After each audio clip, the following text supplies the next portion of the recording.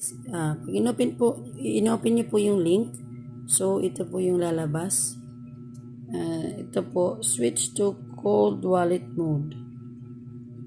Cold wallet mode XP is detective that your current device is connected to the network. Please disconnect before creating important accounts. The cold wallet mode is used for offline signing and need to be used in conjunction with the device is hot wallet mode. The device is cold wallet mode should never be connected to the internet.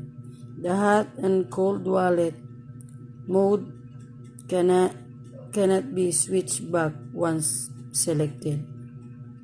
Okay, got it. So, create tayo ng wallet. Ayan. I understand.